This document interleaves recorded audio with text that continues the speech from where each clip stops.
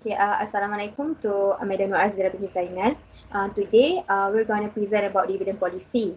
My name is Siti Aisyah binti Anuar, and this is my friend Fatim Imani Abdullah.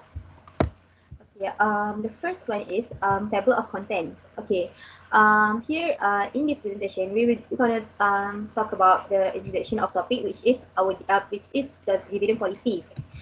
Second one is introduction of articles, which is the two articles that we have picked. In this section, we're going to talk about the objective and the problem statement of the articles. Okay, next is the methodology of articles. We're going to present the summarization of articles methodologies. And the next one is analyzation of articles. Here, we will present the differences and similarities between both articles. And the last one is conclusion. Conclusion of the both articles and also the topic. Okay. For the introduction, okay, dividend policy. Dividend policy defined as how much cash is returned to shareholders and the frequency with which the dividends are paid out. Okay, when deciding what dividend to pay, a company must look at the profits it has made and weigh out how much should be retained in the business to fund future growth and how much should be returned to investors. Dividend policy basically more related to the shareholders. Okay, here is what is dividend policy is what is dividend policy? Okay, dividend policy tells us on how the value of dividend is calculated and when it is should be paid. Next is the policy chosen must suitable with the company's goals with maximization on its value for its shareholders. Okay, like what I mentioned earlier. Okay, there are various dividend policies a company can follow, such as stable dividend policy, regular dividend policy, irregular dividend policy, and also no dividend policy. There are many types, so a company can choose what they want to do with in their company. Okay, the subject of dividend policy is very important in the current business environment. So we have the article. The first article is Dividend Policy on Financial Performance, a case study of selected registered firm in Nigeria. The second article is Impact of Dividend Policy on Share Price, which is a case study in Istanbul Stock Exchange BIST. Next. For the article 1 is a study about dividend policy on financial performance of selected firms in Nigeria. The objective of this study is to examine the impact dividend policy towards investment, profitability of firm, and earning per shares. The data of annual reports and accounts of 25 selected companies on the Nigeria Stock Exchange. And we also have 3 hypotheses formulated being tested in their null form. Next.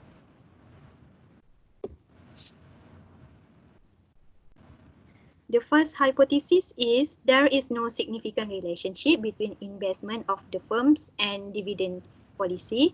Second, there is no significant relationship between profitability of firm and dividend policy. The third one is there is no significant relationship between earning per shares and dividend policy. So throughout the study, empirical finding shows that there is a significant and positive relationship between fixed asset, earning per shares with the dividend policy.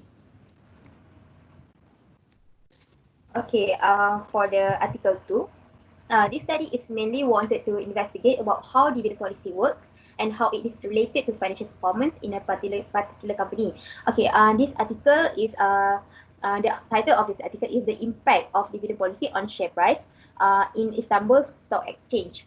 Okay, the main objective of this research is to study the impact of dividend payout policy on selected firms that has been listed in Istanbul Stock Exchange, as what it has been mentioned in the title. Okay, this study focused on 37 regular dividend companies from different sectors. Okay, the researchers also built some hypotheses to make their goals more clear. Okay, there are 4 hypotheses in this article. Okay, the first hypothesis is the researchers want to study if there is any significance relationship between gross dividend payout and market price per share.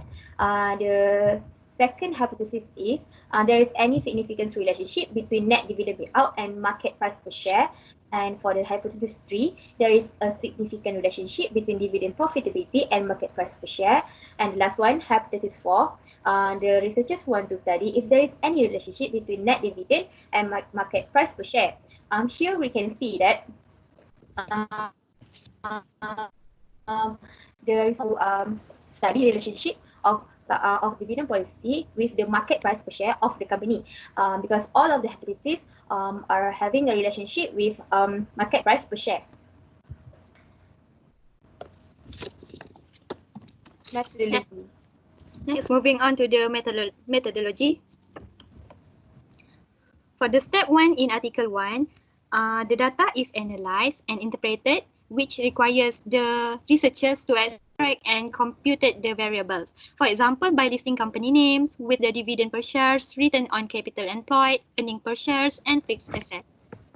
For the step 2 is descriptive statistic, which require the researcher to compare the average percentage dividend of return per capital, earning per shares, and fixed asset.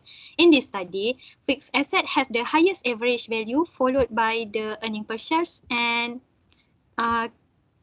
return per capital, but all of it still maintain the average. This step also using Jacobera statistic, which indicates that 5% level of significance variable series are normally distributed. For the step 3 is ordinary least regression method.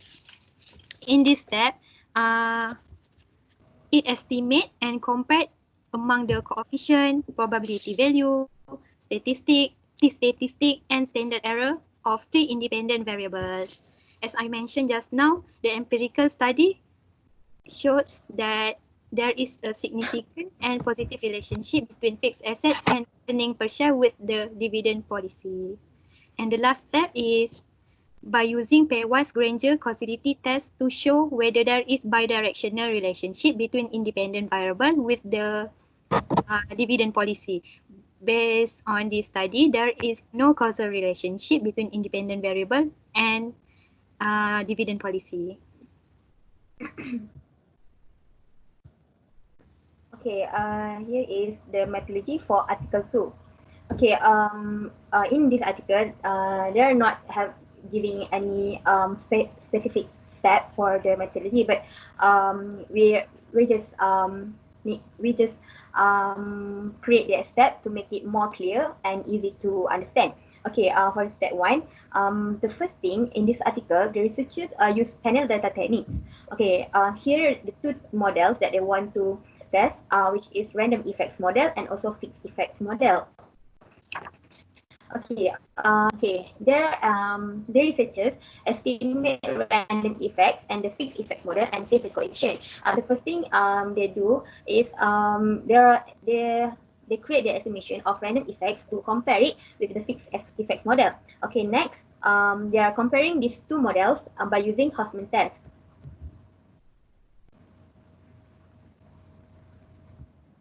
Okay, for the step 4, okay, when using the Hausman test, they are trying to choose these two model, right? So how they choose it based on the p-value. Okay, if the p-value is significant, which is lower than 0.05, they will choose fixed effects model. But if not, they will choose the random effect model. Okay, next is for based on the result, it shows that the p-value is significant, which is lower than 0.05. So the researchers prefer to use the fixed effects model. Okay, after they choose this fixed effect model, they ran the walk test to check the heteroscedasticity problem. If there is any problem with the if there is any presence of the heteroscedasticity.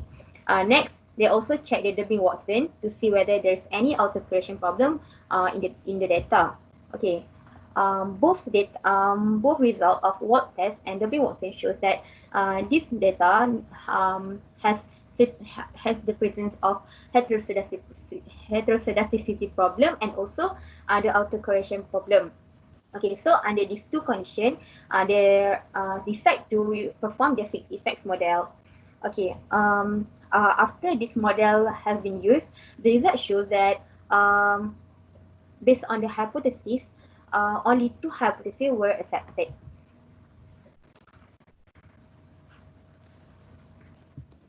So for the similarities of these two articles, the first one, both studies want to determine the possible effects of dividend policy in a company.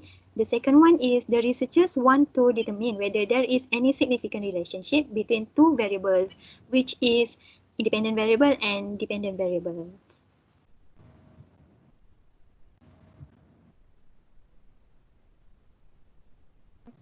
The difference between these two articles. Okay, the first one is the method approach are different. Okay, for these two articles, both articles are using statistical method, but they are using different approach, which we have mentioned earlier.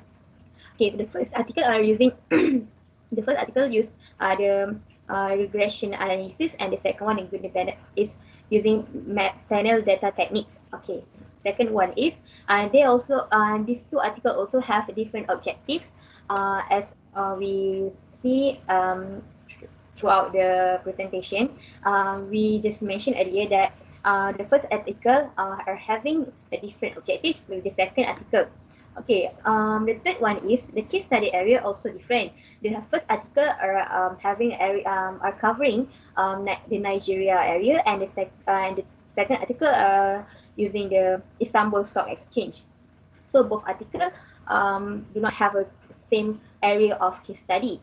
Okay, the last one is the relationship between their hypotheses are also different. As you can see, the variables they are using are different. The second articles are more focusing on the impact of the market share price, while the first article are trying to see the are trying to see the variables between the dividend policy. So both articles are having the really different hypotheses to achieve their goals. So for the conclusion of Article 1, the dividend policies of organization or company have a positive relationship with the profitability of the firm, investment, and earning per shares of corporate organization. The conclusion for second article, the dividend profitability has a negative and statistically significant relationship with the share price, while the cash dividend amount has a positive and statistically significant relationship with the share price. For the overall conclusion, the dividend policy of a company are very important factors that many investors consider when they want to decide stocks to invest. That's all from us. Thank you. Thank you.